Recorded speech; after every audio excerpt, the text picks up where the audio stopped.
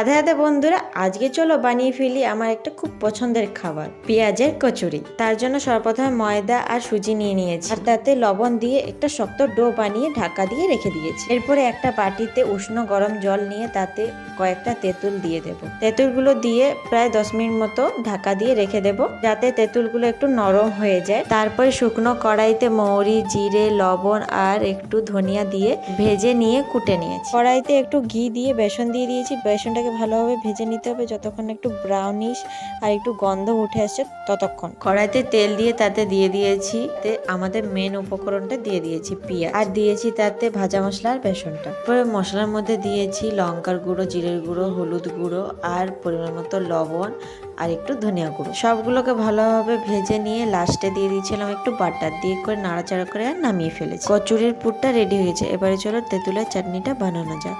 তেঁতুলটা অনেকক্ষণ ভিজিয়ে রেখেছিলাম, নরম হয়ে গেছে। চলো এটাকে ম্যাশ করে ম্যাশ করার পরে ওই জলটা একটা ছাঁকনিতে আমি ছেঁকে নেব ভালো করে। ম্যাশ করে নেওয়ার পরে তাতে দিয়ে দিব মৌরি, গুড় আর আদা কুচি। গুড়ের পরিমাণটা একটু বেশি দেবে, কারণ তেঁতুল প্রচুরই টক হয় তার জন্য। তারপরে এতে দিয়ে দিচ্ছি আমি লঙ্কার গুঁড়ো, তোমরা চাইলে গোলমরিচের গুঁড়ো দিয়ে দিতে পারো। এবার গ্যাসটাকে হাই ফ্লেমে করে প্রায় 10 মিনিট মতো এটাকে ফুটিয়ে নিতে হবে। ব্যাস, তাহলে তৈরি হয়ে গেল আমাদের তেঁতুলের চাটনি।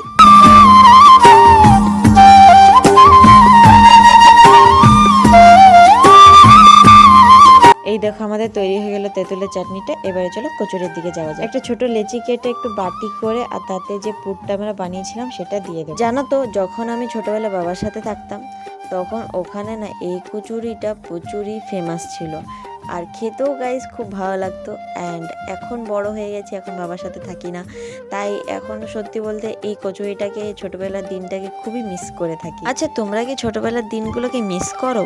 আমাকে কিন্তু অবশ্যই কমেন্ট বক্সে কমেন্ট করে জানিও। যাই হোক, কচুরিগুলোকে বানানো হয়ে গেছে, এবার চলো ডুবো তেলে ভাজা যাক। এরপরে একে একে কচুরিগুলোকে লাল লাল করে ভেজে নিয়েছি। বেশ, তৈরি আমাদের কচুরি। এবার তেঁতুলের চাটনির সাথে সার্ভ করলাম। তো কেমন লাগলো আমার এই রেসিপিটা আর ভিডিওটা অবশ্যই কিন্তু কমেন্ট করে জানিও। ভিডিওটাকে লাইক, কমেন্ট, শেয়ার আর সাবস্ক্রাইব করতে ভুলো না। আজকের মতো এখানে শেষ করলাম। টাটা।